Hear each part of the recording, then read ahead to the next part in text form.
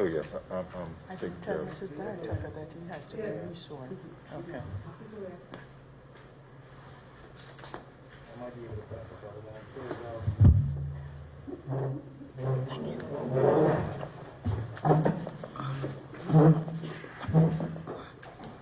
Thank you. Have a seat, please.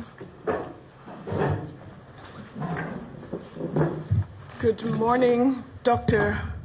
Francis. Good morning, Good morning. Justice Wade I'm Miller. going to ask that you be resworn because Yes. it has been some time since you were last here, and so I'd like you to take the oath again. Not a problem. Let me just go off camera, grab the Bible, and Okay. be Lovely. prepared for that. Yes. All right. Go ahead, please.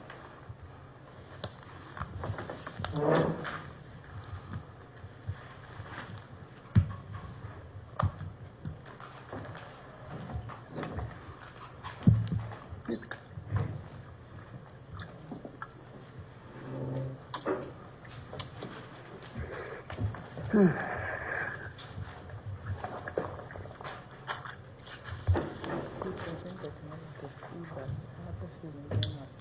Thank you for your patience. Yes, thank you. Please, Mrs. Tucker, if you'll go ahead, reswear Dr. Francis. Good morning, Dr. Francis. Good morning, Ms. Tucker. If you would repeat after me, please. I, Theodore Francis, I, Theodore Francis, swear by Almighty God swear by Almighty God that the evidence I shall give that the evidence I shall give shall be the truth, shall be the truth, the whole truth, the whole truth, and nothing but the truth. and nothing but the truth. Thank you, Dr. Francis. Thank you. Thank you, Dr. Francis. problem. You received communication that Counsel Mr. Harrison wished to recall you, and I believe you received the communication as to on what basis he wishes to do so. Dr. Harrison? Indeed. Thank you. Good morning. Mr. Harrison, Thank Counsel. you. I'll receive it and accept it. Good morning, sir. Good morning. How are you? Not Counsel? bad, thank you. Just before I start, I'm just going to ask you just to repeat your name for the record. My name is Theodore Stanhope Francis II. That's on my government papers. Okay. Thank you. And of course, you have a doctorate, I'm sure, 2 or 3. I don't know about 2 or 3, a bachelor's, a master's, and a doctorate. Okay. That's the Thank you very much. CV. I've asked you to return here, having previously given evidence to just answer some questions for us. I would like to take you to what is Exhibit 2 in our records. Exhibit 2 is your report, Yes, sir. your 91-page report, Exhibit 2. Yes, sir. I would like to draw your attention to page 91 of that report, of Exhibit 2. Okay. Yes, sir. On page 91, you state, and I just referred to an aspect that says, the purpose of this report was to investigate the historical land grabs in Tuckerstown and the surrounding area. It has shown evidence of the following, and you list items 1 through to 10 in Roman numerals. Yes, sir. I'd like to take you through each of the items listed and ask you to assist us by supplying us with the supporting evidence in terms of these conclusions. I'd then like to start with number 1, Roman numeral number 1, unusual and unethical activities regarding the passage of the laws authorizing the land grabs. Could you just guide us to the evidence that supports that finding? Indeed. Thanks very much, Counsel, and good morning, Commissioners. With regards to that item, Roman numeral number 1, I think it's a little tricky to cite one single document. However, I will point towards a section of the report and then itemize a number of documents that I believe are most relevant. to that section. That's fine. Probably it's just an inelegant way I've asked the question, but you can refer to as many documents as you wish to support the conclusion. Indeed, thank you.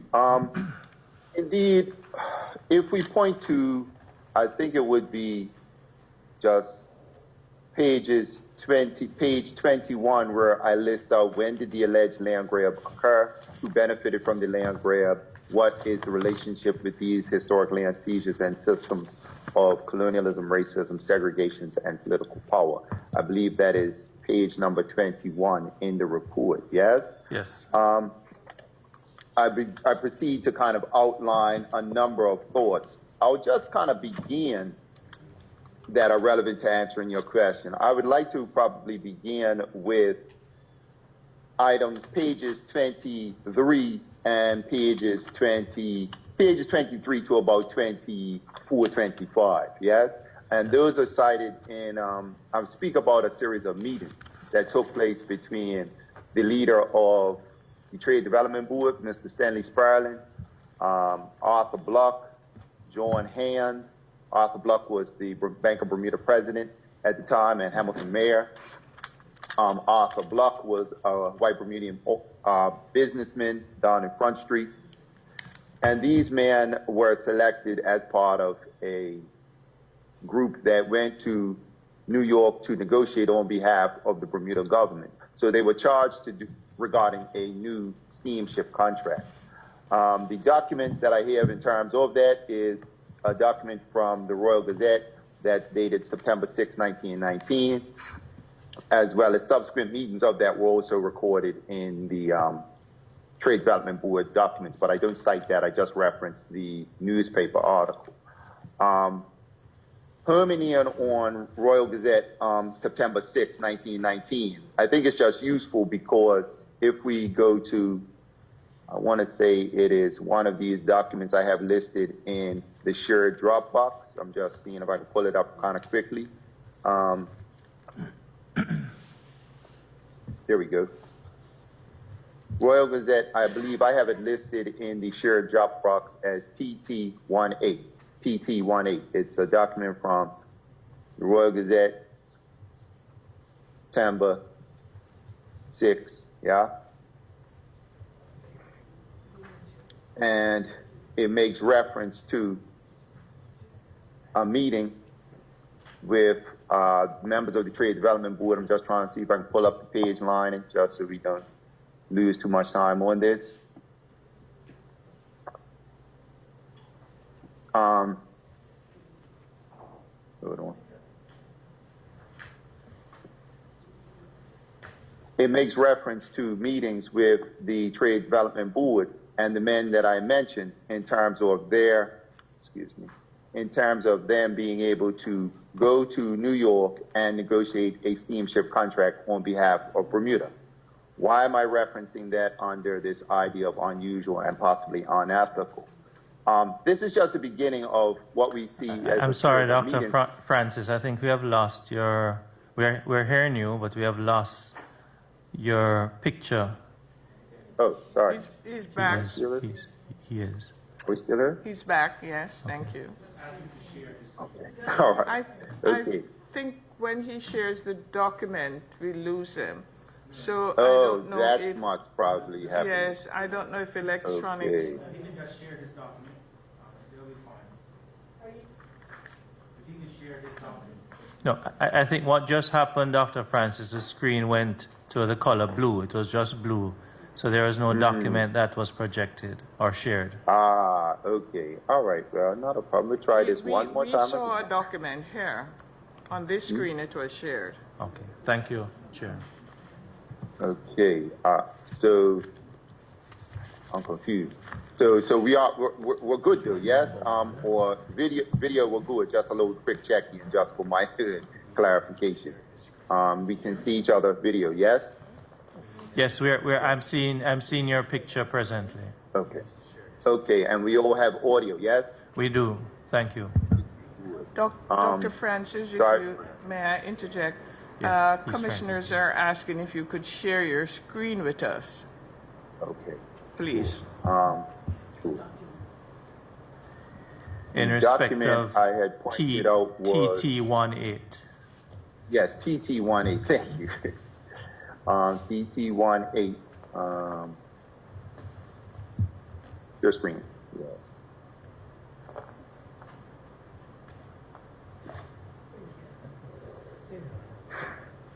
Thank you. Okay, I might need to manipulate this viewpoint so that you can see it a little better, but nonetheless, I know it is I know it is in the Dropbox, so pardon if the print is a little small since this is presentation. That's fine. You can just take us through it. Yeah, so essentially, I make a mention of that because these individuals travel to New York City, and they have a series of meetings with Furnace Withy Steamship Company, which is mentioned throughout the document, in order to secure their services as a contracted steamship for Bermuda. Fine, I guess, because they're carrying out government business. However, one of the things that I want to emphasize is how even though these business meetings involve public funds, of course, they are going to eventually get supported by legislature, a contract, etc. Their meetings are not necessarily public record. As a result, unlike discussions which take place in the House, there is no formal minutes of their meetings with these individuals, so we do not understand or we do not know formally what is the entirety of what they discuss and or what they promise. Moving along slightly from there, in order to just kind of support the same ideas, on pages 26 of the report, I make reference to another meeting and another Royal Gazette meeting, another meeting which was recorded in the Royal Gazette in a September edition of the 1919 Royal Gazette. Again, where these individuals are talking about how they had met with members of Furnace Withy, and they were having these discussions about what they should do or might do with Bermuda. And to that point, just going back, can we all see how my Dropbox screen changed? Yes? Yes, we're seeing it. Thank you. Okay, good. Now I'm making reference to document TT19, and hopefully I'll give it a moment to open. I hope we can all see it. We'll see the kind of headline on one side of the page, which talks about New York Bermuda Steamship Service, Messrs. Furnace Withy Company to inaugurate service in December 1st with 2 up-to-date steamers, CLing weekly, et cetera, et cetera. And they say plan for a luxurious resort. This is months before any legislation or petition for legislation is entered in to the House for what becomes the Mid-Ocean Resort. This is months before any of this is so-called concrete plans in terms of legislature and, of course, funding, et cetera.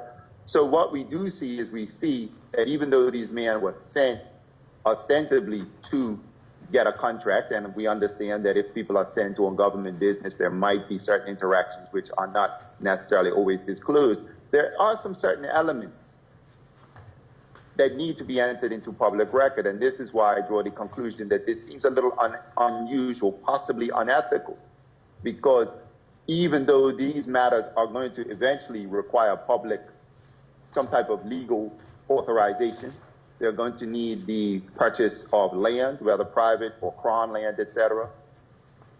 What we don't see in the trail is we do not see some type of document entered into public record to say, I, Mr. Sperling, and I, Mr. Bluck and Hand, et cetera, conducted these particular matters and had these specific discussions.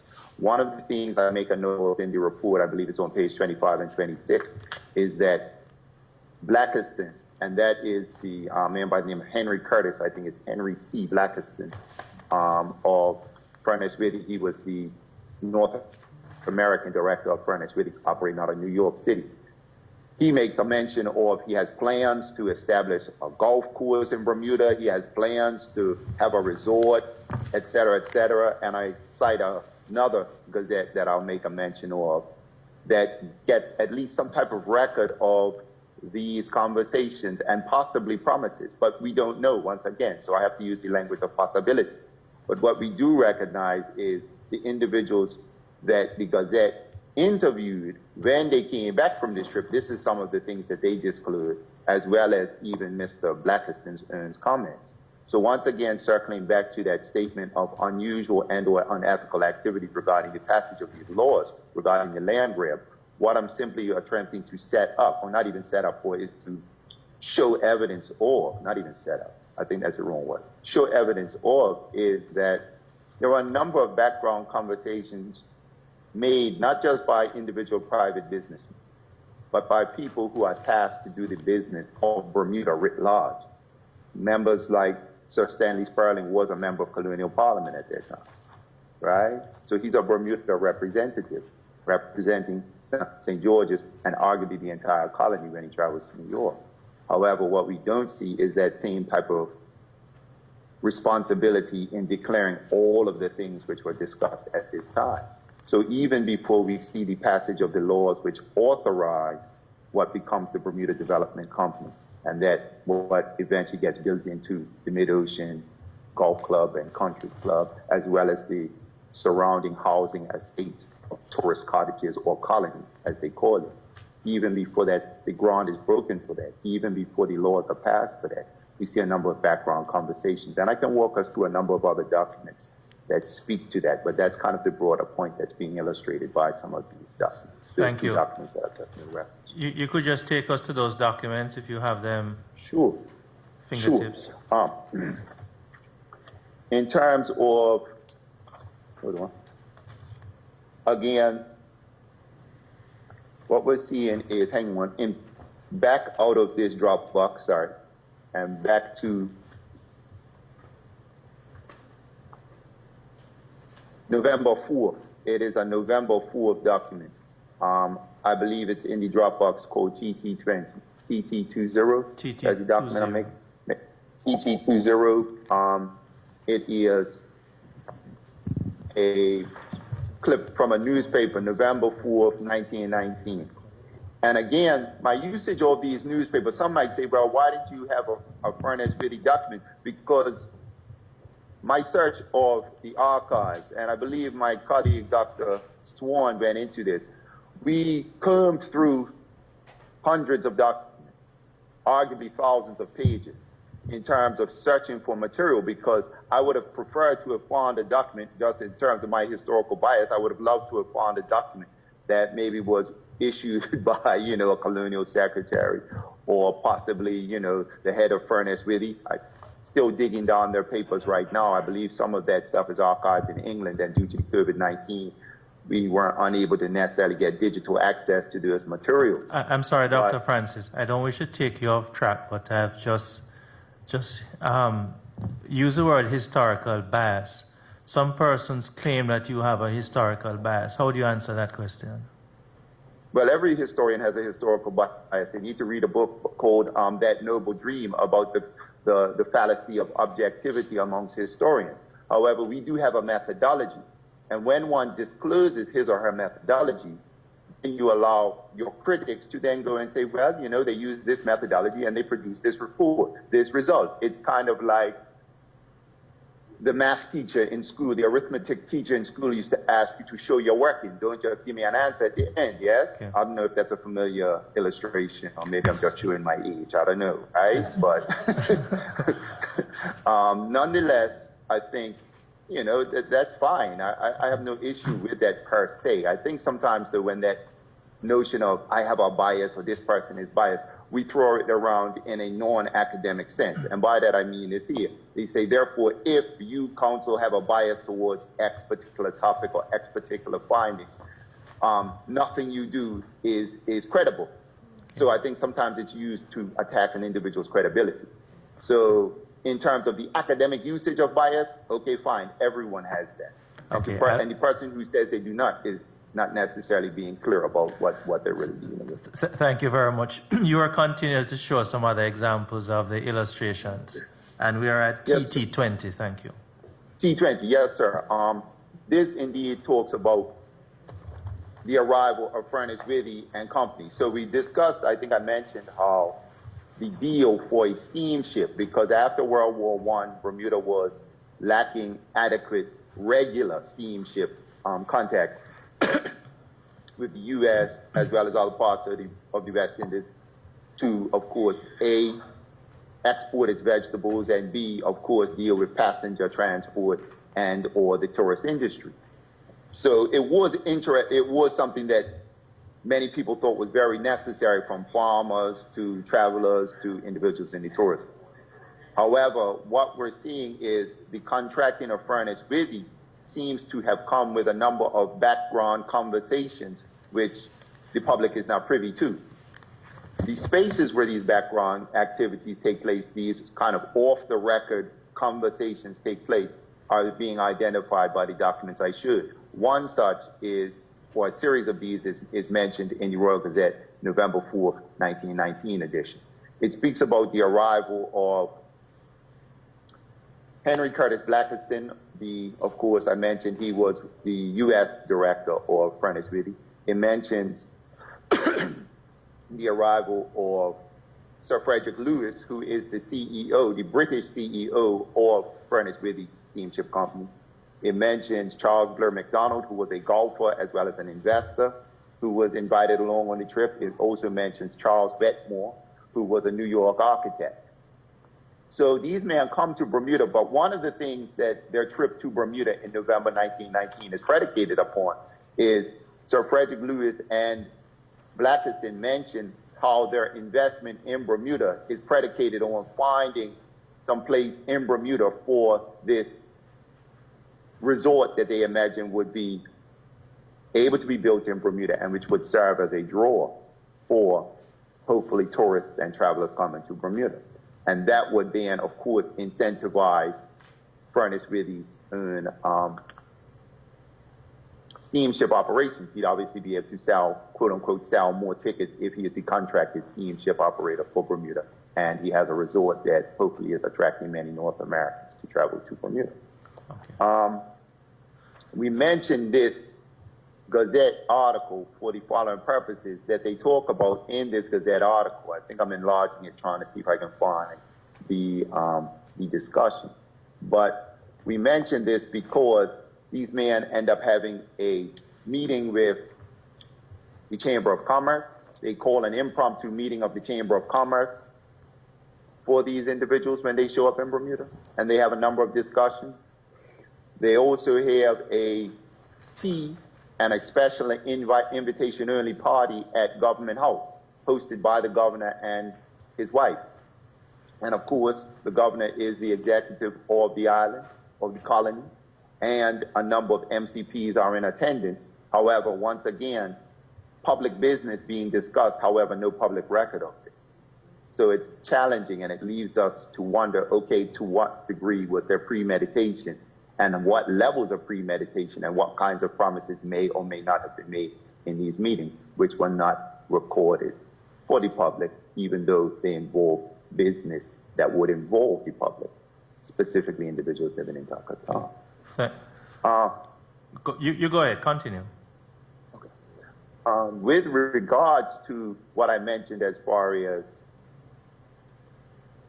Furnace Withy's plan, Furnace Withy's plan to create a resort in order to incentivize steamship travel to Bermuda was not my conclusions, but in fact what the director of Furnace Withy himself said in a letter to the governor, which I mentioned and I cite on page 26. I cite on page 26 of the report.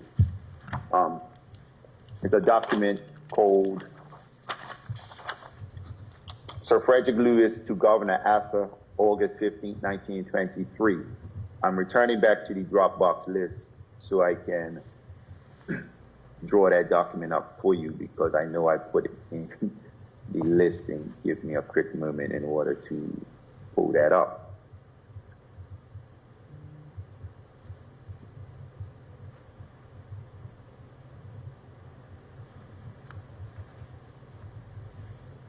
Okay, yes. Hang on. Yes, it is listed, I have it listed as TT49, TT49 in the Dropbox, yes? Thank you. Of course, this is from, maybe spin the aspect, but I'm not quite sure how to do that while keeping us on on shared screen. So give me a quick moment to maybe figure that out quickly. Okay.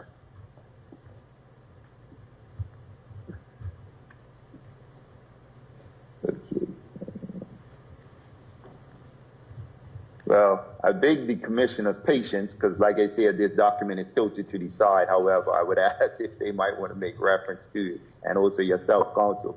You might be able to find it. Well, you can't find it in the Dropbox Sure. under TT49. That's but fine. Needless to say, Just in to this indicate, the top note indicates who is who is the author of that document and to whom is it written? yes, sir. We can see it on front as stationery. It is written on August 15, 1923, and it was addressed to the governor, His Excellency General Sir John Asser, Government House, Bermuda, right? And of course, we see in script, my dear Sir John Asser, right? So again, this camaraderie between these individuals, whether or not that's proper, I mean, we cannot really necessarily say, but we can identify camaraderie between these individuals. What Lewis goes on to describe, without just necessarily dragging you through every line of it, is essentially what he talks about is the fact that his business, and one of the quotes I draw from is he says, our business, meaning Furnace Withy, is a steamship business, pure and simple. And I make this quote on page 26. It should never have been necessary for us to go beyond it. But the success of the steamship business depended upon the attractions of the island. So he's kind of making this argument to necessitate the construction, which of course by now has already happened because it's 1923, of the Mid-Ocean Club and as well the acquiring of the land in Turkestan and the surrounding area. What he essentially laid out was his plan to say he wanted to develop attractions in Bermuda, tourist resort, golf course, holiday homes, and that's the other element which necessarily doesn't always get as much emphasis, but this idea of holiday homes, so that you could have this kind of pseudo-resident population of tourists who are constantly coming, not just in the boom seasons of summer or spring or winter, whichever season might be the particular boom seasons for tourism, but throughout the year, which once again supports this idea that if he can create certain kinds of attractions in Bermuda, he believed that these attractions would, in essence, help to support the viability of his steamship service back and forth to Bermuda. So again, with this point that I lay out on the very first Roman numeral, and I'll kind of just wait there unless you have questions or reflections. I'm not necessarily saying whether there was law or there was not law. What I am saying is when you look at the broader context of the creation of this law, it was not all necessarily public record above board for everybody to have open discussion and inject their criticism or objections or even suggestions about. What we're seeing is we're seeing a lot of conversations which help to construct this law, which are not necessarily public record. And we're seeing them take place amongst a certain particular class of individuals in terms of upper class businessmen, among a particular gender of individuals, males, and amongst a particular racial community of individuals, whites. Once again, leading to this notion of an international matrix of kind of white power or white supremacy, which we mentioned in the report. Thank you, Dr. Francis. Madam Chair, we have some way to go and there are 10 items. I don't know if you wish to have questions from the commissioners. I am moving on to the second item. I don't know if the commissioner or yourselves would wish to have questions here. Let me just canvass commissioners to see how they would wish to deal with this. Would you prefer to deal with it at the end, commissioners? Or no questions? No questions. No questions. Thank you, Council. Thank you very much. If I'm going to invite commissioners, if at any point they wish to have something clarified, if they'll just indicate to me and I'll ask at that point. Yes? Thank you. Thank you, Madam Chair. Dr. Francis, could I take you to Roman numeral number 2, undisclosed dealings and relationships between foreign speculators and Bermudian lawmakers?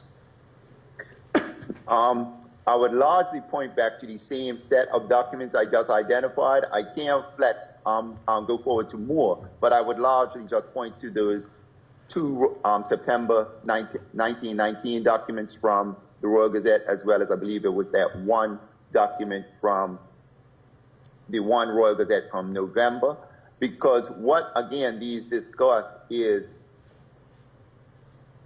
before any legislation is entered into the House, there are a number of meetings between people like Henry C. Blackiston, between Frederick Lewis, and lawmakers such as Assistant Colonial Secretary Francis Goodwin Gosling, who is one of the tour guides who takes the party from Furnace Withy around the island when they visit in November 19, as well as individuals such as Member of Colonial Parliament Stanley Sperling, who also is present or is identified to have been present along with Gosling when they take this kind of tour and identify Turkestan as a location that they find suitable. To that point, let me go back and find that conversation. It's a conversation between Charles B. McDonald. The conversation, or at least that Charles B. McDonald records. I think I have it. Hang on. Excuse me, I just closed the sharing of the screen while I find this document really quickly. Aha, there we go. TT22, document TT22. Go back to sharing my screen.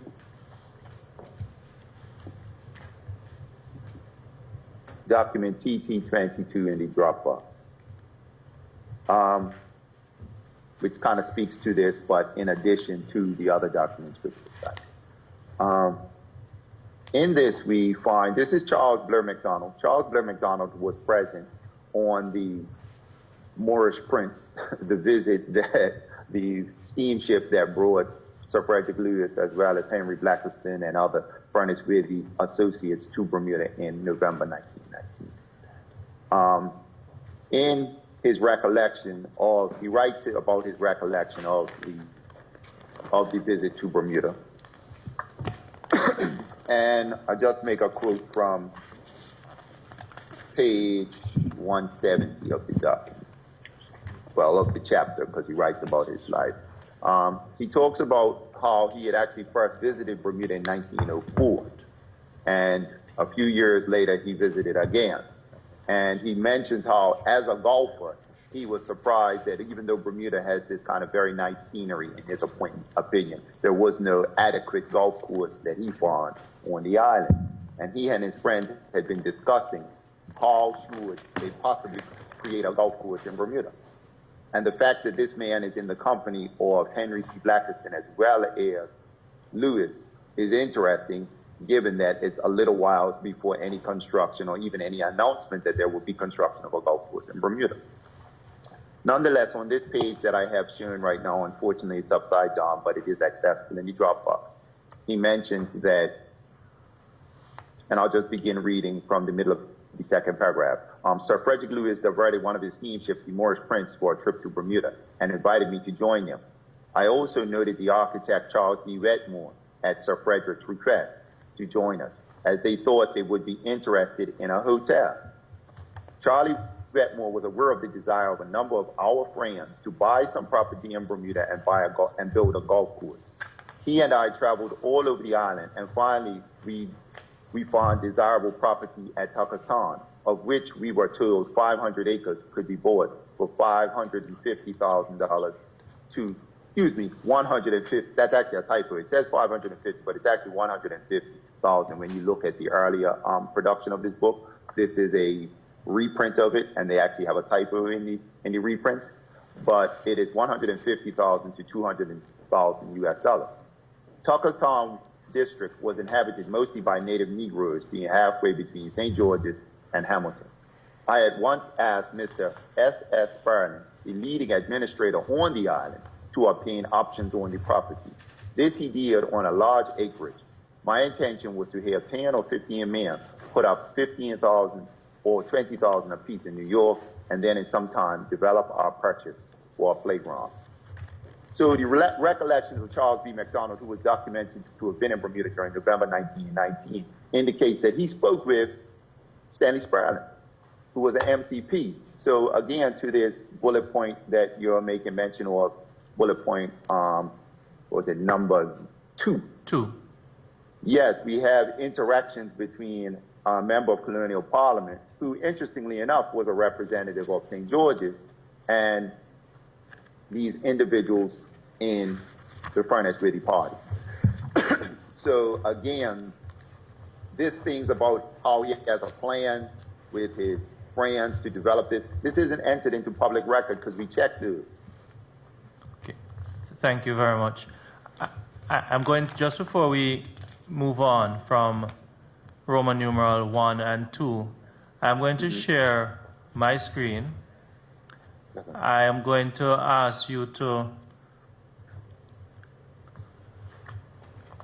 you don't have it? Okay, we'll soon have it shared, but I'll go ahead nonetheless. I'm making reference presently to a report which is before the Commission from Dr. Duncan McDowell. You are familiar with the name and the work of Dr. Duncan McDowell? Yes, sir. Okay. And Dr. Duncan McDowell has given evidence before this commission. He has submitted a paper entitled Bermuda's Land Losses Inquiry, Trade in Places. Now, I'm going to shortly display on the screen, but I'm going to take you to pages 9 and 10 of his report, which I ask the commissioners to bear with me. It will soon be displayed on the screen. But I will just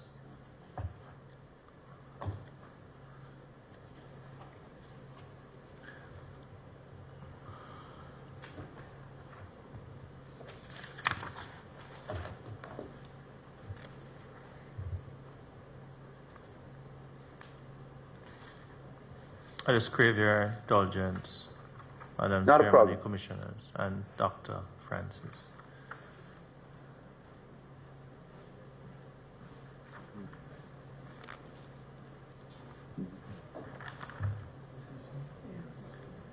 At page, Madam Chairman and Commissioners, at page 9 of Dr. McDowell's report, which I believe is in your bundle. Yes, sir.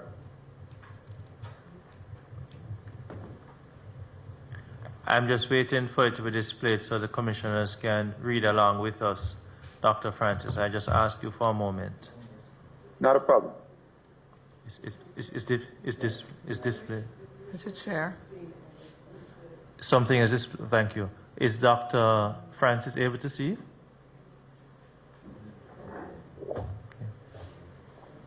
Okay. I'm going to just ask you to bear with us. I understand that it is displayed for the commissioners, but you may not be seeing it. So I'm just going to read for you, and I'm going to try to read as slowly as I can because it is probably about 15 to 20 lines. So just bear with me, Dr. Francis. Not a problem. Not a problem, sir. It's under the heading an asymmetrical negotiation. And the extract starts. But was Gosling really a thief? Was the creation of the new Tuckerstown really an act of outright theft and an unregulated land grab? Like most historical questions, the answer must be nuanced by reference to the context and values of the time. Terms like theft and land grab are emotionally loaded terms that deflect us from the understanding that historical reality. Theft implies a complete lack of consent and consultation. Such was not the case in Tuckerstown a century ago. The land was not simply grabbed. there was due process and transparency. Legislation was obtained setting out graduated stages of property acquisition. The process of acquisition was transparent. The Royal Gazette provided frequent front page coverage of the arbitration cases and even of the sad eviction of Diana Smith. Voices of opposition were reported and voiced in the Assembly. The Commissioner showed some appreciation of the rights of the landowners, often visiting them in their homes to hear their side of the negotiation. And thanks to the mandated procedure of the Commission, final settlement prices for land did increase through negotiation. And it continues, but I will stop there for now. Dr. McDowell's comment here seems in stark contrast to your findings. Would you comment? Yes. I'm not sure really. I think it's interesting, once again, not to put disparagement on his qualifications or anything to that matter. So I want to begin and preface what I have to say by that. I never met Dr. McDowell. I do not have a personal relationship with him. So this isn't any axe to grind or anything to that nature.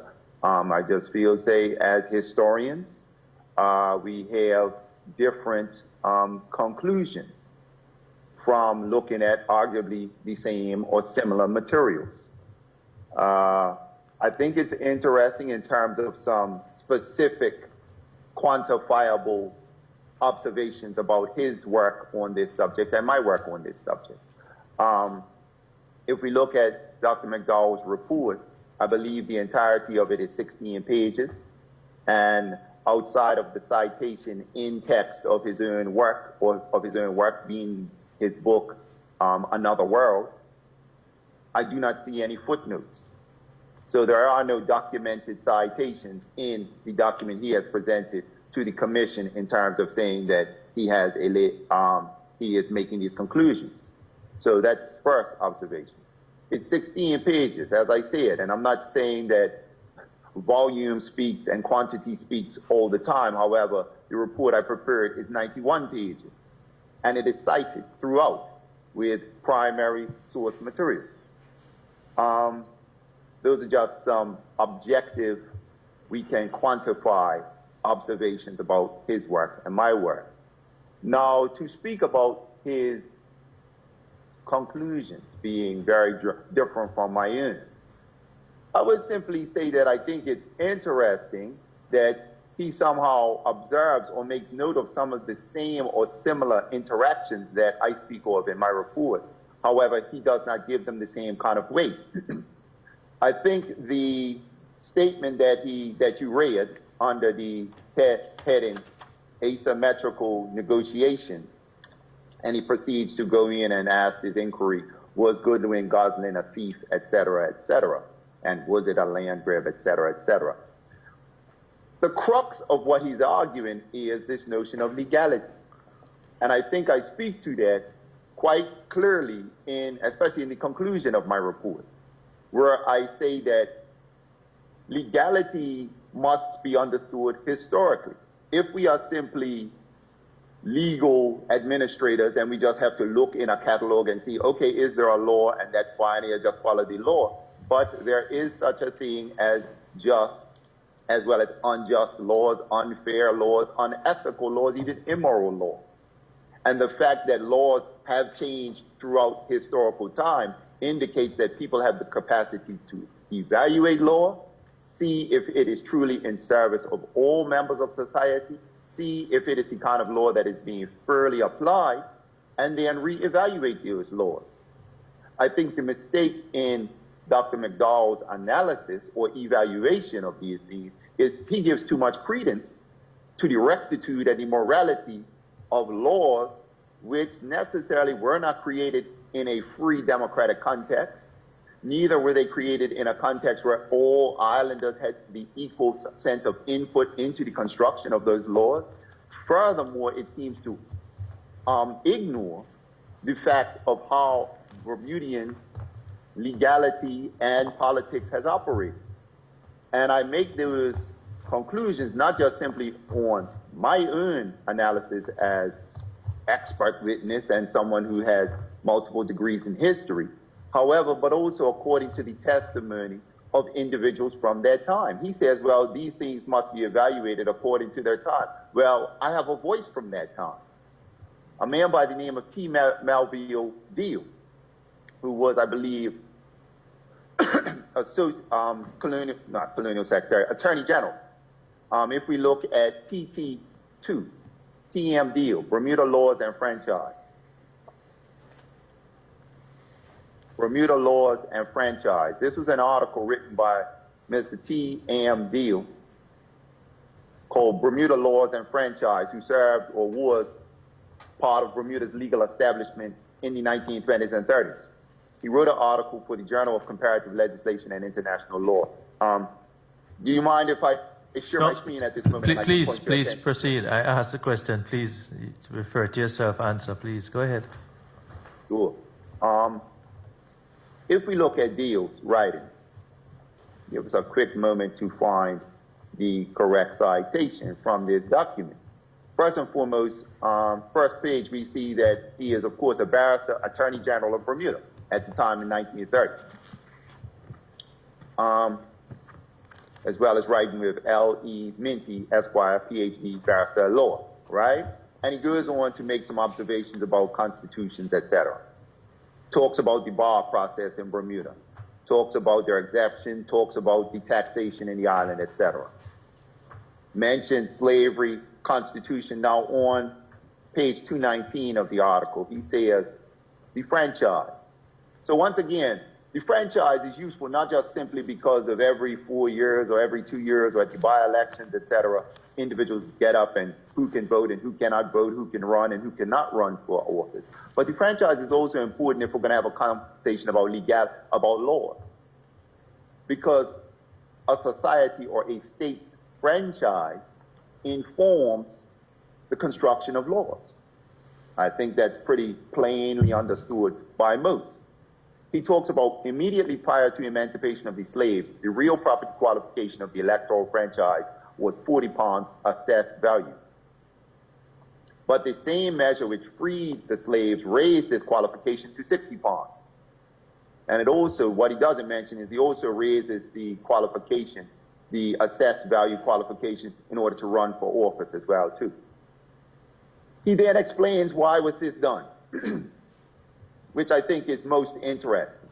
He says this was done to guard against the too sudden acquisition of political privileges by the newly freed colored folk. Stop and pause. The Attorney General of Bermuda in 1932 when this document was written, goes on record to say that the franchise system of Bermuda was altered in 1834 at the same year of emancipation, embedded within the same act, mind you, in order to do what? To guard against the too sudden acquisition of political privileges by the newly freed colored folk. So it was done for racial purposes, in order to A, prevent a recently emancipated group of people, i.e. black people, from getting political privilege, i.e. power, and B, in order to maintain the status quo of white males owning or hoarding the majority of power. In this context, it's the majority of power because until emancipation, they had a monopoly on power. Let us carry on to read what else he has to say. He then goes on to say, excuse me, little cursor. He then goes on to say, this was done to guard against the too sudden acquisition of political privileges by the newly freed colored folk and has never since been altered. So in 1932, when he's writing this, he's saying that these measures, political and legal measures, which were enacted in order to prevent newly freed colored folk from attaining political power, has not been altered. So that means during the 1920s, when the Bermuda Development Company Act was passed, both 1 and 2, this political situation was still in force. A political situation which reduced the opportunities for newly freed colored folk to get political power. And As the bulk of the industry...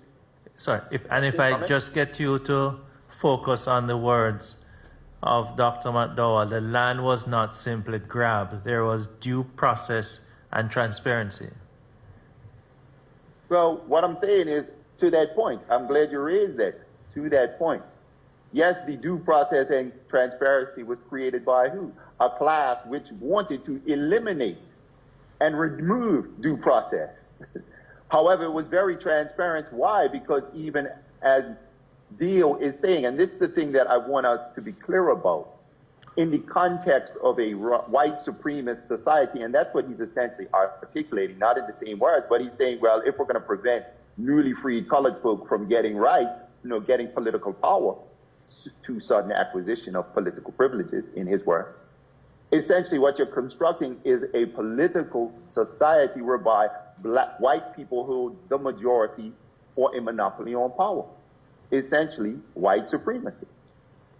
As a result, this does not have to happen. Anything which unfolds from that does not have to happen in a conspiratorial manner.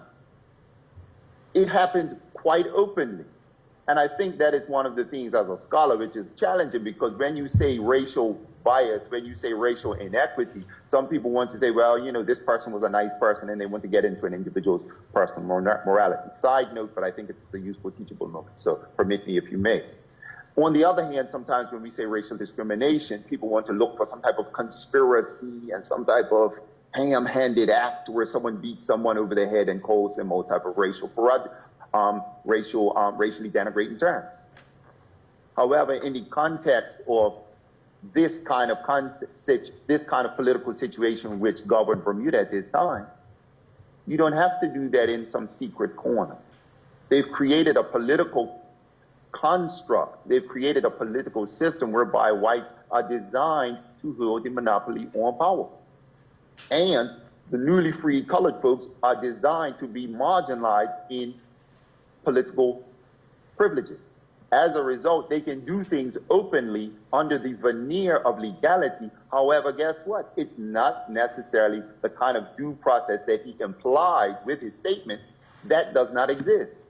You see, he's making statements that assume that Bermuda's system of producing legality was racially fair, even socially fair, because the critical issue is this. I believe it was Christy Easton. Christy Easton was a Bermuda lawmaker in the 1800s, and he made a comment of how even the number of whites that could vote or run for office was diminished by this legal change. However, whites gladly tolerated that if it could maintain a society of white dominance of power. Continuing also with that, it says Bermuda is probably the only place in the world where black and white citizens have been brought into close contact without the need for a color bar. That's his assumptions. He also goes on to talk about the main reason. This is on page 220.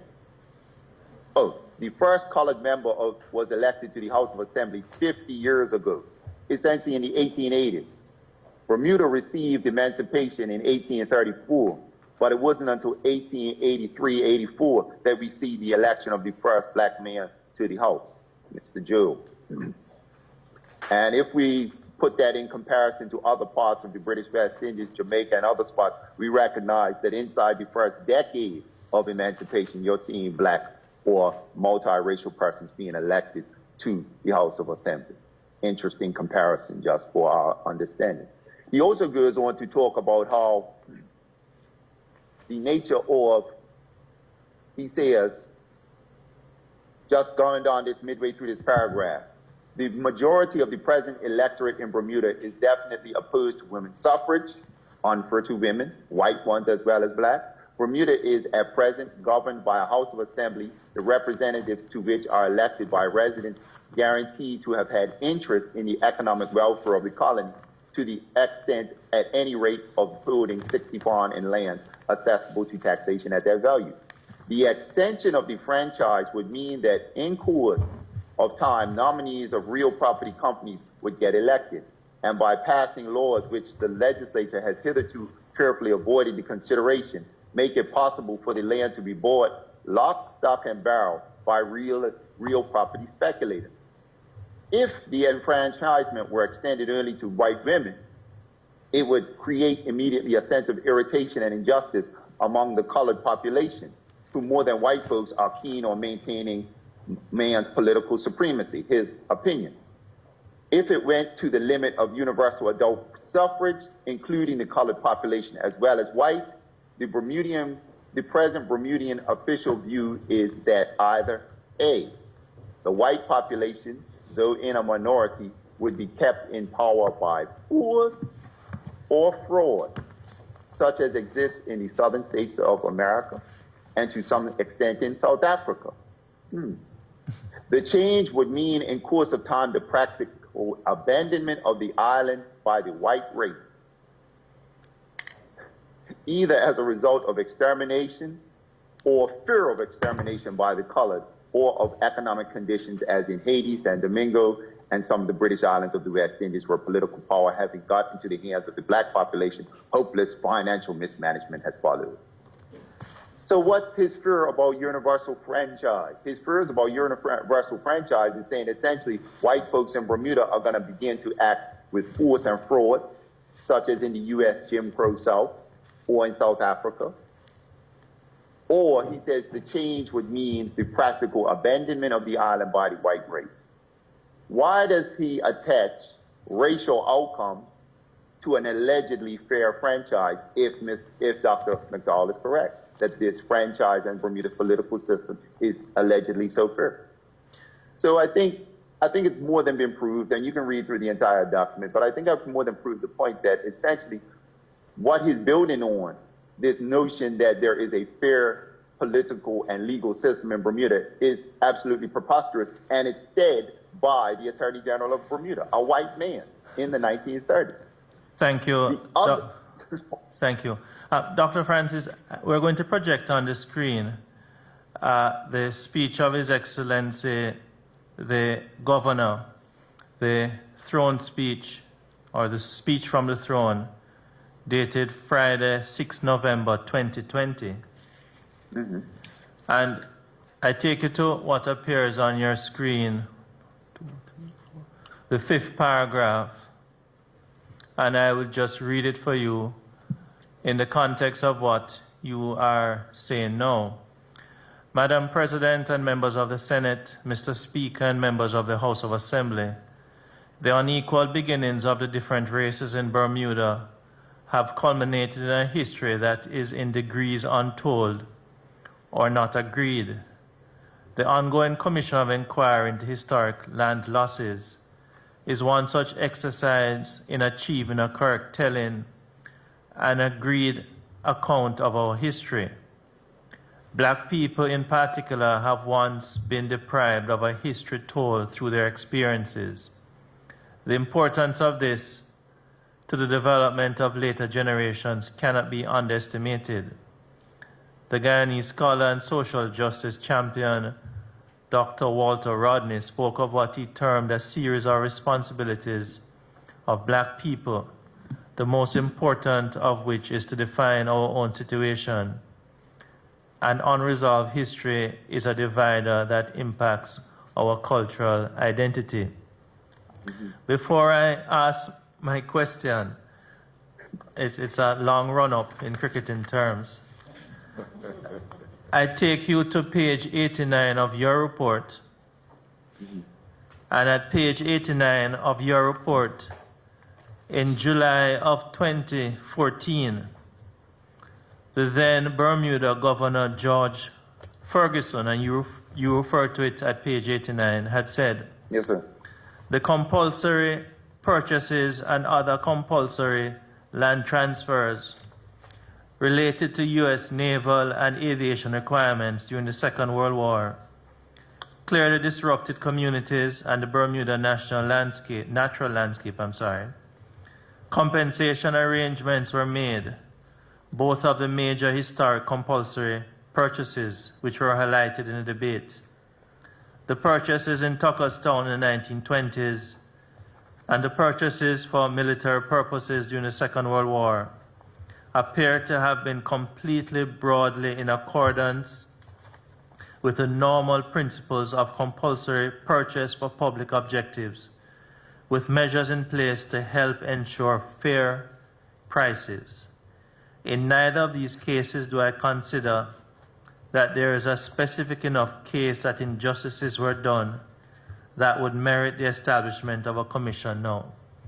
So in 2014, you have the then governor to Bermuda, George Ferguson, saying this, and in 2020, you have the present governor saying apparently something different. But in the context of what you have said earlier, and looking at what you described as Dr. McDowell's points as preposterous, could you comment, please? Once again, yeah, I think it's been more than clear with the documents I presented from the former Attorney General Deal that even at the time, honest white Bermudians or white residents living in Bermuda recognized the obviousness of a racial hierarchy and racial discrimination in the political system. Now, they may have gone through various lengths to justify it, but I think that is more than clear. With regards to the current throne speech that was so kindly presented to me by the commission, I do have to concur with the statements in terms of the reference to the ancestor, well-esteemed, the Honorable Dr. Walter Rudney. May he sleep in peace. I think it's very interesting. I'm not sure if those are drawn from his groundings with my brother reading, because I haven't looked at that absolutely super closely to determine whether or not that quote is from that book or not. But needless to say, in terms of the critique of the ways in which Bermuda's history has been told, I think that's a valid critique. And most observation from many scholars would concur with that observation that Bermuda's historical the telling of Bermuda's history suffers from a white bias. It suffers from a kind of historical blind spot when it comes to giving account for racial discrimination and other problematic uses of colonial power against the people. And unfortunately, it's very interesting that Dr. McDowell's findings in his report, as well as his book, quite frankly, his book, Another World, fall into that same line. And I'm very familiar with Dr. McDowell's book, Another World, more so than even his report, because I wrote a dissertation on tourism for to earn my doctorate at the University of Chicago. I completed the dissertation in 2015. So I think it's interesting because I remember reading McDowell's book in preparation and doing research for my dissertation studies.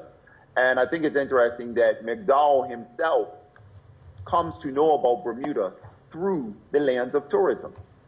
And in my dissertation, I talk about some of the racial construction of tourism.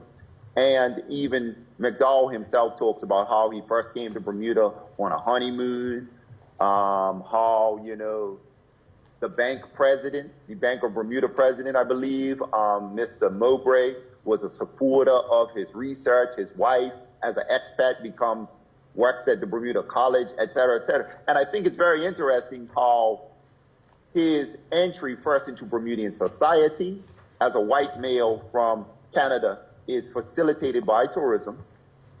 His subsequent employment in Bermuda, at least that of his wife, working at the Bermuda College, is facilitated by these relationships with the white upper class, such as the bank president, which he mentions in his introduction or his acknowledgement. And then subsequently, his writing about Bermuda history is all facilitated by his relationships with tourism and the island's white elite. That's not my assessment of it. That's his own word from his either introduction or his acknowledgement section of his book, Bermuda, Another World. I don't have that in evidence, but it's widely available. I'm sure someone on the commission has either read it or has a copy. As a result, what we're then seeing is these skewed views of black life as being ventriloquized through these kind of whites who really do not have a full understanding of black Bermudian life, nor have a full appreciation of the obvious racial injustice of the ways in which Bermuda was structured. He makes a point to talk about how he interviewed some black person who used to live in Tuckertown, etc. There was no citation to that document, so I myself was not able to go back and follow up on that, but hopefully he might make those documents available, those recordings available, who knows. But to speak to that, I myself also interviewed black people about their experiences of tourism, etc., etc.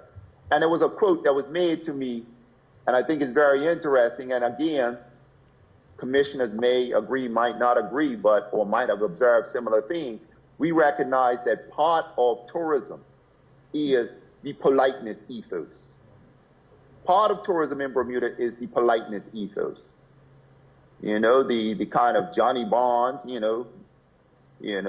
now deceased, but that kind of very publicly happy, always friendly, good morning, good afternoon, we love you, that kind of performance of behavior and identity.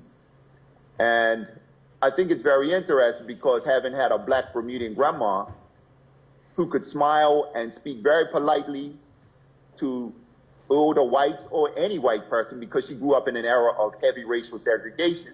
Meanwhile, the moment she closes the door, she gonna have something bad to say about it. God rest on my granny. May she sleep in peace. What am I saying? Am I trying to make a critique about my grandmother's behavior? Not necessarily. I'm getting to a broader point, and that is this. Older Bermudians will sometimes sit and speak with white foreigners and not engage the difficulties and the injustices of racism. Why? Because they grew up in a moment when to critique white power in any way had lived and tangible results. In fact, when one of our earlier proposals for this project was to look into bank or mortgage recalls, which was one of the tools which was utilized by the white elite to punish blacks who might have been too critical publicly about white supremacy, as well as the firing of individuals and or their family members who were too publicly critical about matters of race. So I do think that it's very interesting that McDowell's research line and his kind of point of view in terms of what the conclusions he comes to about the very same things that many of us are observing through my document are so widely different. But I would submit to you that they're widely different by reason of his experience and his introduction to Bermuda through the perspective and points of view of Bermuda's white elite. That's why this comment from the throne speech about the need to completely revision or reimagine Bermuda's history is so important and so meaningful even right now. Thank you, Dr. Francis. Could I then take us to, Madam Chair, are there any questions? I'm going to move to item number 3. Any questions? Okay. No questions, thank you. Thank you, Madam Council. Chair. Then, Dr. Francis, we go to item 3, which is, actually we flow into it based on your last set of answers, racial biases towards the communities targeted for removal. Mm-hmm. Could you just kindly share with us supporting evidence? Sure. With regards to that, I want to say, I want to find the page in the report that I think deals with that. Because I know I have an extended kind of reading about that. Okay, yes. If you wouldn't mind maybe turning to, in terms of the report, if we wouldn't mind turning to pages 34 and 35. 35, right? 35. Also,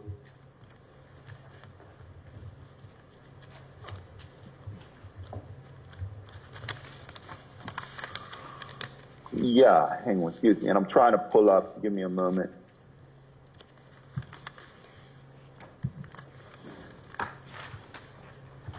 Yes.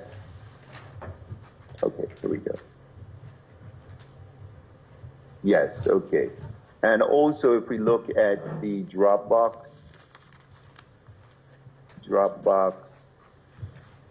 I want to say it is item in the Dropbox TT, document TT25, petition from the Furnace Withy Company for the incorporation of the Bermuda Development Company Limited, February 23rd, 1920. Yeah? TT25. TT25, yes. Thank you. Good. With respect to this document, and on page 35 of the report, I make mention to language, right? Discourse. Just like legality has a history, discourse, the ways in which words are deployed has a history. And I think that's something that's relevant in terms of this, in terms of this document that we're looking at. On one of the pages of the document, I'm just trying to scroll down as I make my comments, is they mention,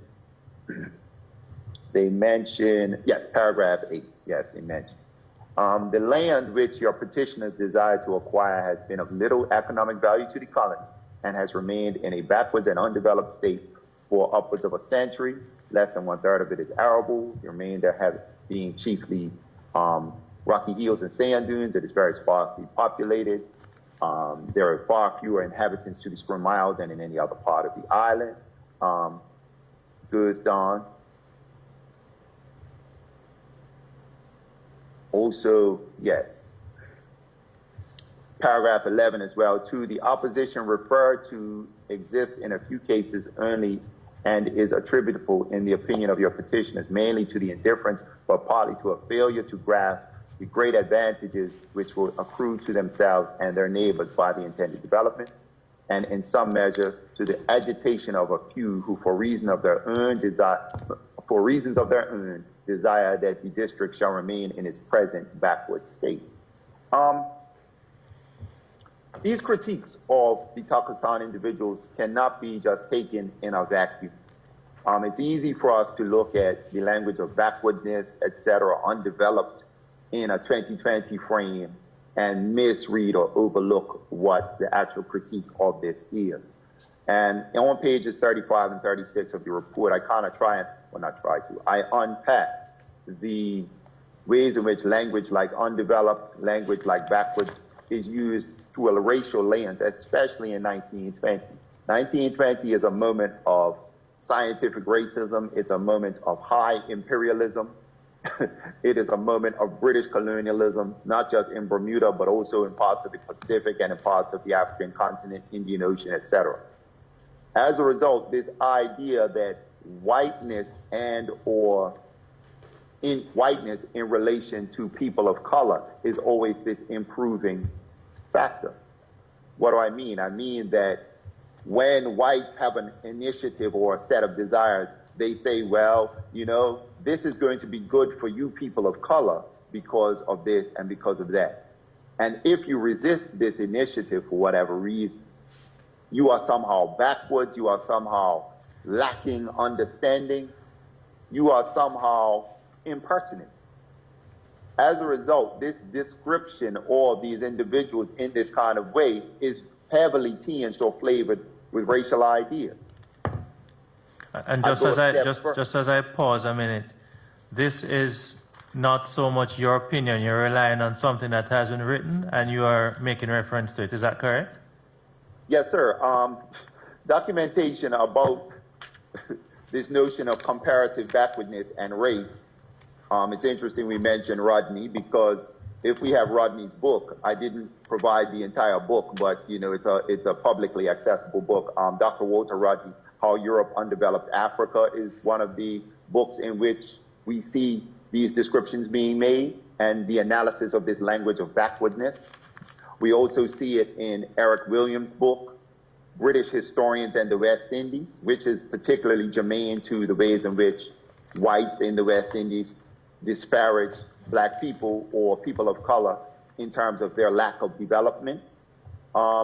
Also, Anne McClintock's book about, the British colonial realm broadly, Africa as well as other parts. She unpacks these ideas in her book, Imperial Leather, Race, Gender, and Sexuality in the Colonial Context, as well as David Theo Goldberg's book, Racist Culture, Philosophy and the Politics of Meaning, where he gets into deeper analysis of the use of language, particularly in this kind of historical moment of the early 20th century, and the ways in which some words are coded with certain types of impetus that is racial, etc. So yeah, that's the scholarship that I'm leaning on in order to draw from these conclusions, okay. Right? But also, we need to also appreciate that individuals who were closely associated with Furness Withy and this negotiation, as I stated before,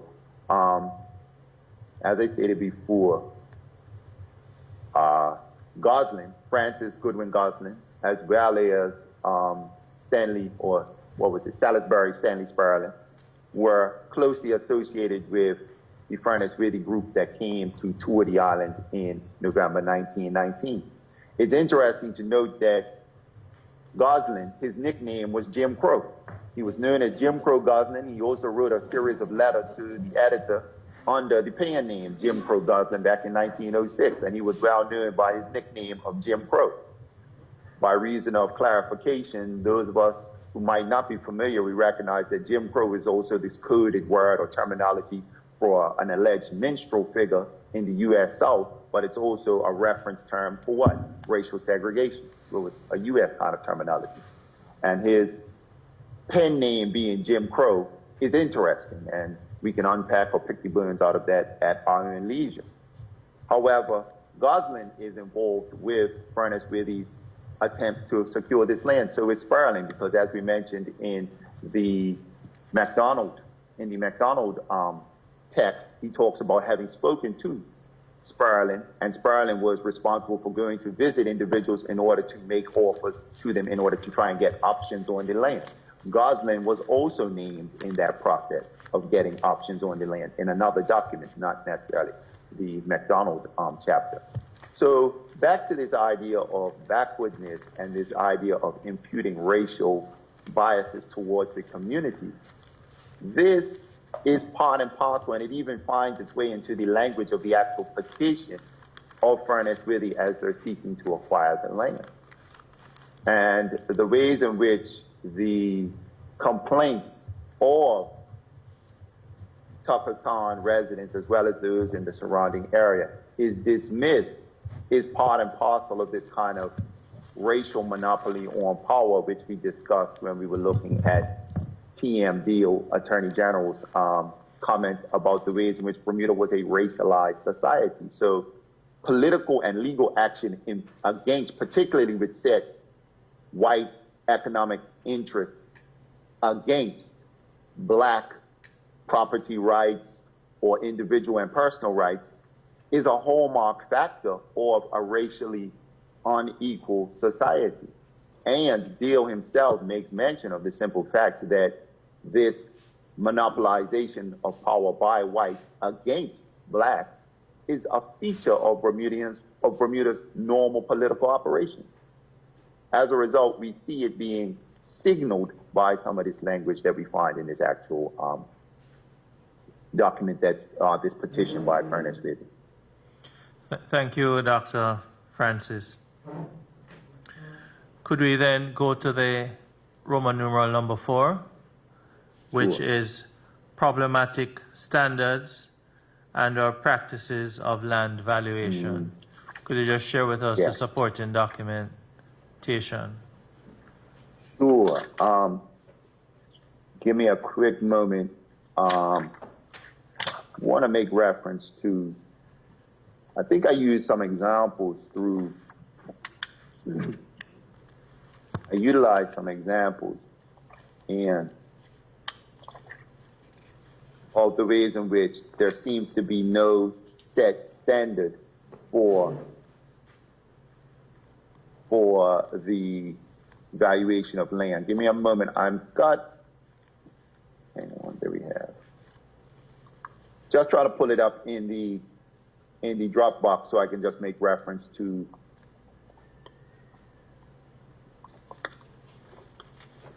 to the actual law itself.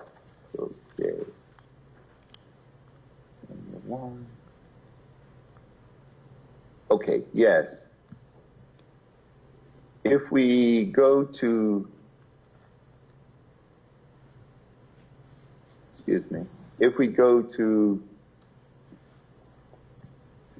and just before you go to it, I just take you back to page 89 of your report and the comment of the then Governor George Ferguson that the normal principles of compulsory purchase for public objectives with measures in place to help ensure fair practices.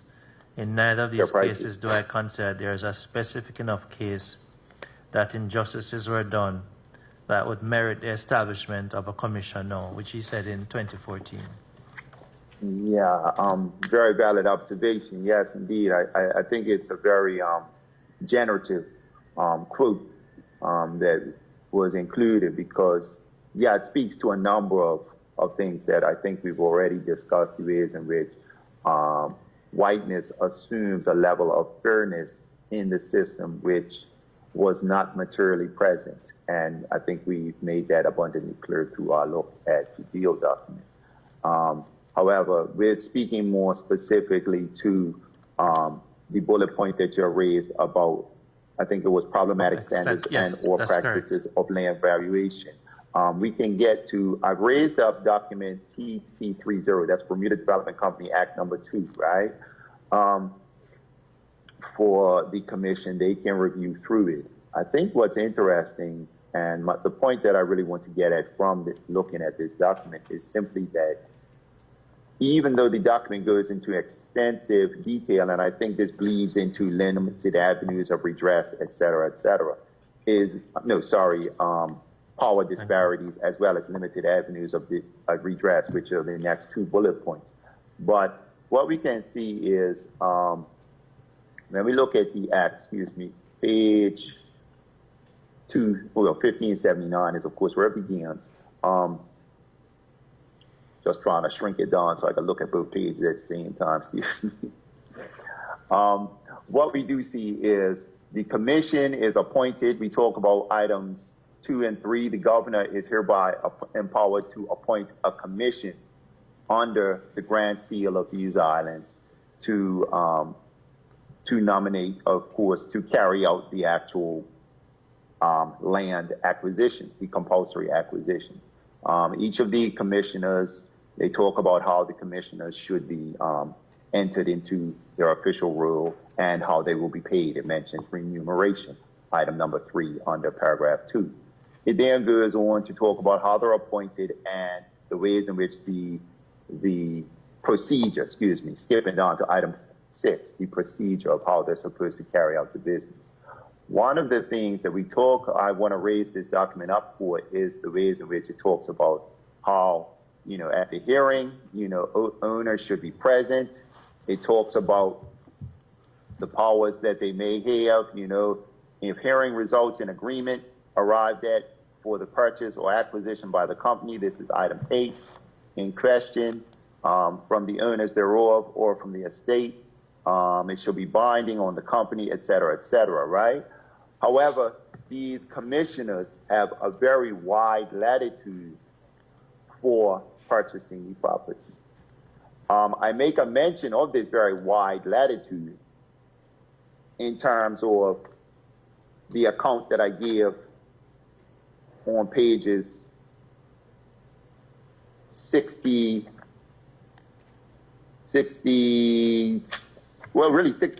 through 67, right, where I mentioned the acquisition of land from Tolbert, under J. Tolbert, and then as well as I mentioned the situation with MCP, Member of Colonial Parliament for Hamilton Parish, T.H.H. Otterbridge, and then I mentioned in reflection or in contrast to that, Benjamin Tolbert's land. Benjamin Tolbert's land in contrast, to Hamilton Parish MCP THH Otterbridge's land. I mention this because it illustrates some of the factors or some of the details of the Bermuda Development Company Act itself. The Bermuda Development Company Act itself empowers the commissioners very broadly, however, does not establish any specific price guarantees to say, well, the minimum price per acre is X or Y. The range, which shall not be over X percentage of assessed value for political purposes. It shall include buildings, or it shall not. They have room to do this. However, there is no specifications to say, okay, you must include this kind of price range or not. So even when we reflect back on the governor's statement, measures in place to ensure fair prices, there's no strict boundaries in place to ensure strict prices. If someone was willing to sell their land for a 1 pound an acre, they would gladly sign it over and be great. Okay, we got it for a low price. However, there is no guarantee to ensure that, okay, a person who might, as I mentioned in a number of cases, Osborne Tolbert, who said was a fisherman and he earned his living by having sea access from his property. There's no guarantee to say that he will be equally compensated or must be compensated for the business he operates. And I think I raised that point when I described the ways in which Benjamin Tolbert or B.D. Tolbert's land is compulsory acquired, even though he has a number of businesses on the land, et cetera, et cetera. Once the deal that the development company, BDC negotiators outlined to him, once he refused that, his capacity to get a higher rate or to press on for what he believed to be a fair rate, which included the businesses that he had on his land, were largely not taken into account by the jurors. So I think when I point out this Bermuda Development Company Act, I point it out because it goes into very close detail for what the commissioner's powers shall be, what the avenues for redress, or really lack thereof, shall be once compulsory purchase has been arrived at, but it does not ensure the same type of protections to say that, well, there must be a minimum price of this according to the parish assessment records or according to political assessment guidelines. There's none of that found in this document, and that's really why I showed this document, to kind of contrast those two aspects. Thank you very much, Dr. Francis. Could I then take you to item Roman numeral 5, power disparities between those carrying out the land acquisition and property owners? Most definitely. Excuse me. Really quickly, one of the power disparities we talked about, or I just highlighted in the report, was the ways in which the man who carried this out, for example, I think it's on page 61, for example, right? We talk about the case, page 61 of the report. We talk about B.D. Tolbert's compulsory acquisition of his land. Some of the Bermuda Development, well, all of the Bermuda Development Company commissioners, the men who actually showed up on someone's property, looked around it, and then sat up a bench or a table in order to carry out their kind of assessment and then offers towards individuals who lived in Tuckertown and the surrounding area. All of these individuals are very powerful men. You have Reginald W. Appleby, who is the chair of the commissioners. He's, in fact, a police magistrate. You have C.E. Ashwood, as well as A.C. Smith, and the secretary for the Bermuda Development Company was F. Goodwin Gosling. So all of these white men are highly powerful, politically connected individuals in Bermudian society. In ordinary dealings, you would only, as an ordinary black Bermudian, you would only meet Mr. Appleby if you came before his bench. So the fact that this man has an intimidating aura is not something that I'm just trying to put upon people. It's something that's associated with his role and station in society. So for him to show up people are already going to be a little unnerved to say, well, I better mind how I speak to this individual. And that's a kind of social reality that we can account for. How much it influences the negotiations, there's no necessarily way for us to absolutely quantify that. But if we're going to talk about the power disparities, we've got to look also at F. Goodwin Godson, who was the former Assistant Colonial Secretary and former Colonial Secretary for the island. We've also got to look at the documentation or the reports that we talked about, how in November 1919, you have the leaders of Furnace Really meeting with the governor, Governor Asser, in November 1919 and being invited to Government House. Furthermore, we have Royal Gazette accounts of Governor Asser also meeting with members of the Bermuda Development Company as the building is taking place. Furthermore, we have individuals such as Blackiston and others who meet with, and I'm just going to pull up one of these reports about Blackiston and others meeting with, and these are, Blackiston is of course the leader of Furnace Biddy, meeting with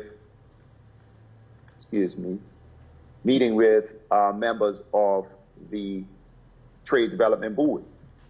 So when we think about the kind of power disparities between the individuals whose land is being claimed as well, or compulsory acquired, as well as the individuals who are actually serving as commissioners, as well as the individuals who are behind the Bermuda Development Company itself, we've got to acknowledge that these individuals are men of high social station, as well as high political position.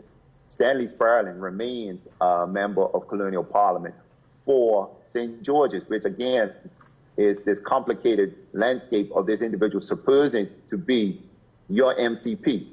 So he shows up with the Bermuda Development Company on occasion when land is being compulsory acquired. And the very same member of Colonial Parliament who you, as a resident of Tucker's Town, who might have the power to vote because your land has been assessed at the appropriate value, the individual who you're supposed to call upon in order to plead your cause when you have a political or legal issue is largely in the pocket or associated with the individuals who are showing up in order to get your land. So this produces this kind of tension. And this is what I'm seeking to reflect in that bullet point about power disparity. Because it's not just necessarily a difference between an individual who is a member of Colonial Parliament or a lawyer and a man who's a farmer or fisherman, but it's also the positionality of individuals like Sperling, who is supposed to be a representative of St. George's because he's an MCP for St. George's. However, he's positioned or aligned commercially and socially with the individuals who are showing up to acquire the land. So it is these problematic kind of differences that I'm trying to get at by showing these kinds of documents. Thank you. In respect of Roman numeral 6, limited avenues of redress for displaced landowners. Limited avenues of redress for displaced landowners. Yeah, returning back to the Bermuda Development Company Act number 2.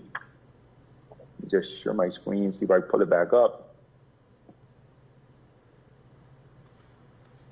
Hang on, give me a quick moment, see if I can find a document. I believe it was TT. There we go. Returning back again to TT30. Returning back again to TT30. Sorry. There we go.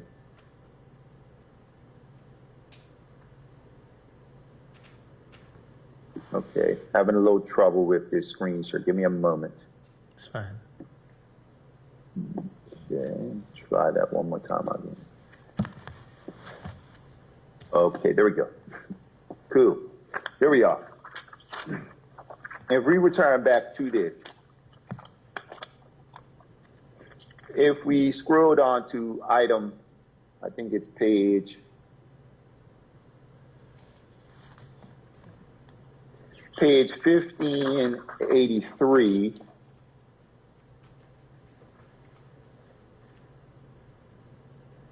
Yes, 1584 of this document, TT30.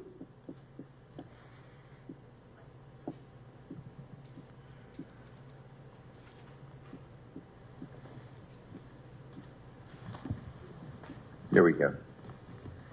Here we are. If we look at item 7,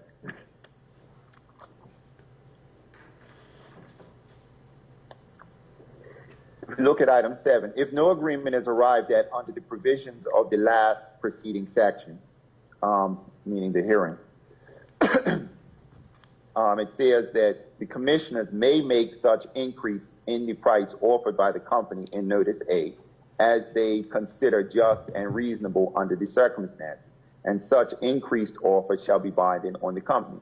So it does identify the commissioners do have some leeway in order to increase amounts if an agreement is not arrived at.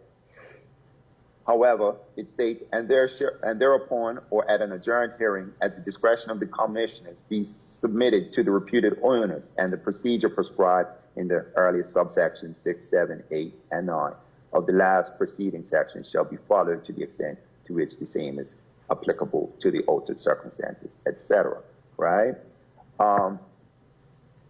It then goes down, if after investigation of the title to the owners who were parties to such agreement, if it is referred to, the company shall be advised by counsel that such owners, if any of them, have not made a satisfactory title to the premises in question, the company may by written notice to the commissioners decline to carry out such terms in agreement as to the purchase or acquisition of the company. So once again, giving some type of protection about the actual, the actual title.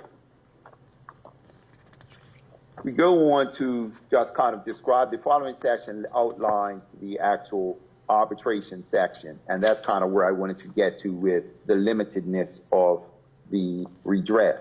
Excuse me, just trying to find my page.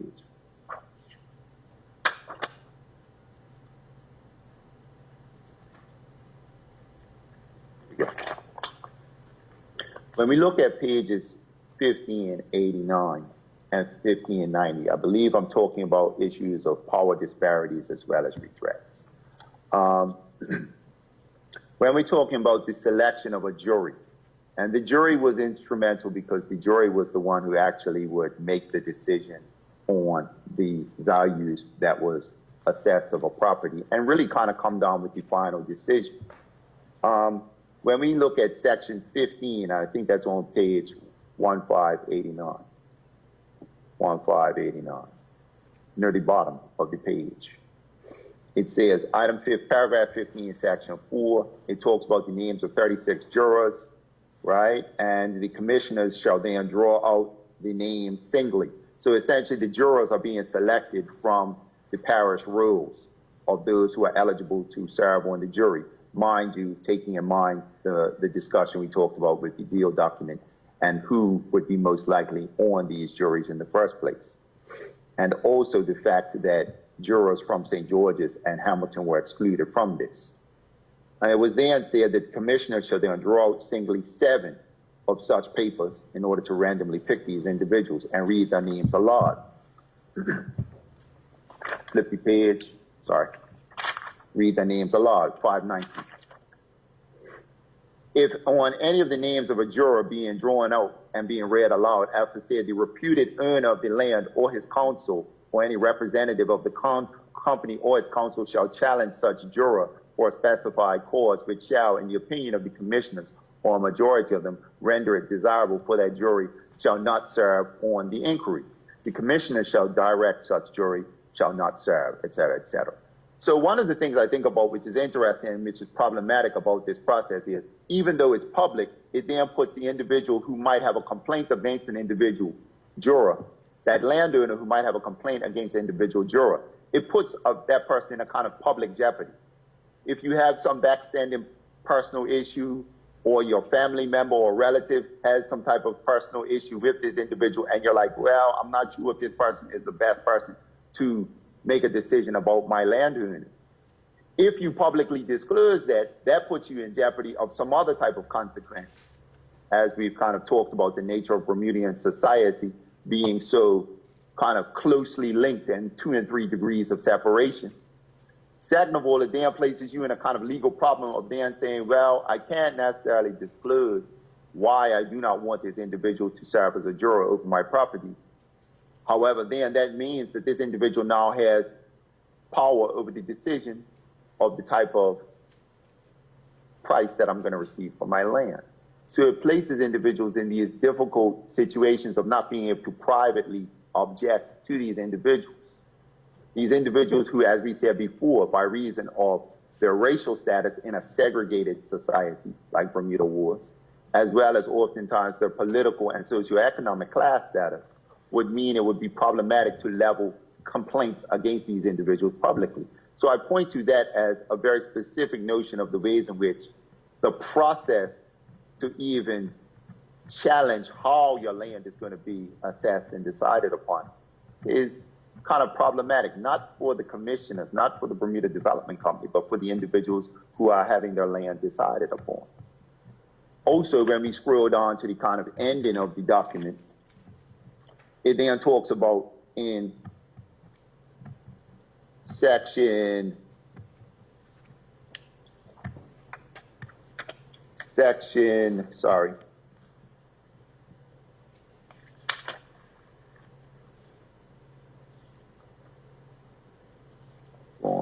1589, 1590, sorry. It talks about the finality of this decision.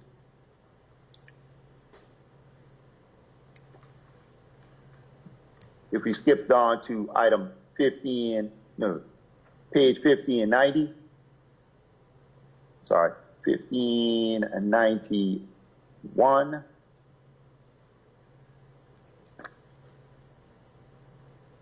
Sorry. Just trying to find my place. I'm trying to find it on her and find it here. I think it's easier for me to look on my documents. That's fine. Dr. Francis, what we're going to do, we're just going to pause here.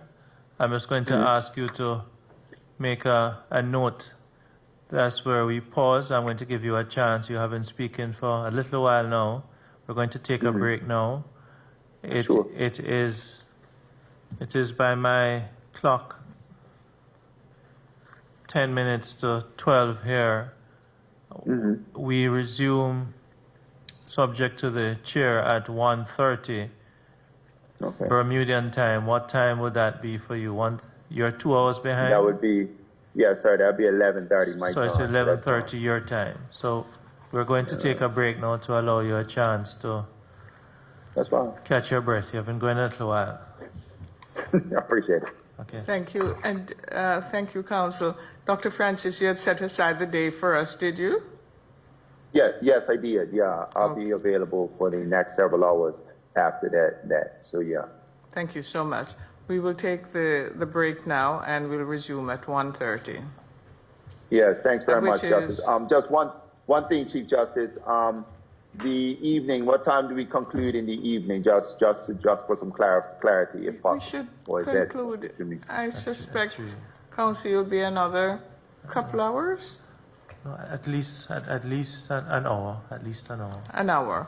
So Okay. if you give us an hour or a little beyond that, that should be good. No, that's fair.